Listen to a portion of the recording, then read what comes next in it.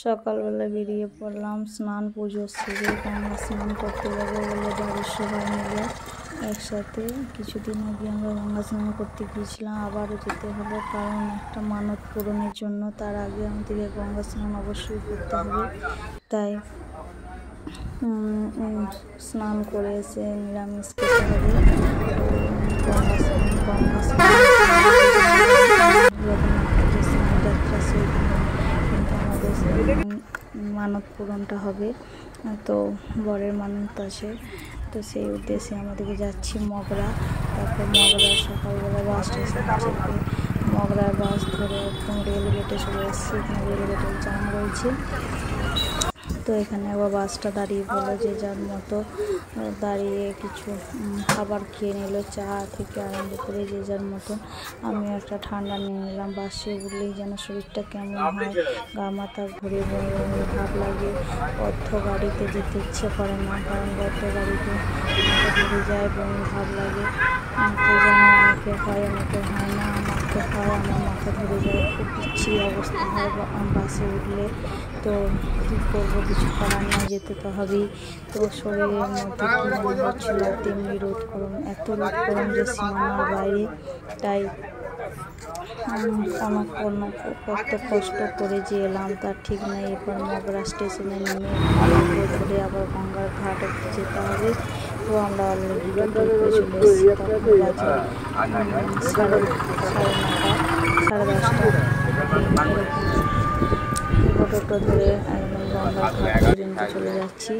চলে যাওয়ার পরে তো ওখানে নামিয়ে দিয়ে আবার কিছুটা হেঁটে যেতে হচ্ছে। দেখো দু সাইডে কত দোকান বসেছে। আমি একটু ভিডিও করে নিলাম, কারণ পরে যদি আবার সময় না হয় একটু ভিডিও করে ক্যামেরা বন্দি করে শেয়ার করলাম।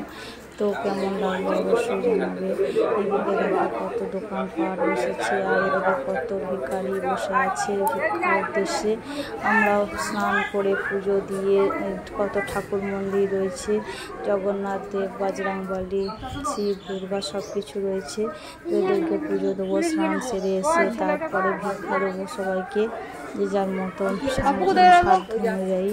তো এখানে দান ধ্যান পুণ্য কর্ম যত করা যাবে ততই মাহাত্ম। গঙ্গা স্নান হচ্ছে স্নানে মাহাত্ম, দানে মাহাত্ম, সব কিছুই আছে। সেদিনে ছিল আবার দ্বাদশীর দিন, তো দিনটা খুবই ভালো।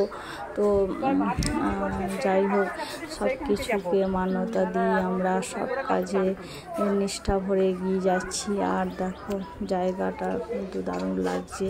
গঙ্গার ঘাটে একে একে সিঁড়ি বেয়ে নেমে যাচ্ছি, আর দেখছি কি গঙ্গার জল দেখে মাথা ঘুরে গেল। গঙ্গার জল কিন্তু একদমই নেই, ভাটা পড়ে গেছে। জোয়ারে জল আসতে অলরেডি অনেক লেট হয়ে যাবে, আর তখন বলছে নামতেও দেবে না। একদম জল কাদা ঘোলা হয়ে গেছে, জলে কত নোংরা। যাই হোক, গঙ্গার জল ঘোলা হলেও গঙ্গার জল আমাদের পূর্ণ লাভ হয়। গঙ্গা স্নানে মাহাত্ম বেশি। গঙ্গা স্নানে গঙ্গার জলে অনেক দেবদেবীর পূজা হয়, তাই না? আমাদের হিন্দু ধর্মে গঙ্গার জল পবিত্র বলে মনে হয়, তাই গঙ্গা স্নান করে জল নিয়ে আমরা চলে এলাম হোটেলে। কিছু খাবার খেয়ে নিলাম, তো হোটেলে খাবার একদমই ভালো নয়। আবার টোটো ধরে চলে এলাম বাস স্টেশন, মগরার বাস স্টেশন আছে। সেখানে বাসটা কিছুক্ষণ পরে ছাড়বে, ওয়েট করার পরে বসে থেকে আবার বাসে চেপে পড়লাম। তো এত গরমে নাজেহাল অবস্থা, একদমই ভালো লাগছে না। তো বাড়ি যাবো সেই অপেক্ষায় রয়েছি। আর খাওয়া দাওয়ার পরে যে শরীরটা এতটা খারাপ লাগছিল কী বলবো। তো কোনোভাবে এখানে অ্যাক্টিভ থাকতে পারছি না, চোখ বন্ধ করে রয়েছি আর গা গুলাচ্ছে। তো এটা হচ্ছে তোমার শক্তিগড় আর নবহাট। ধন্যবাদ সবাইকে।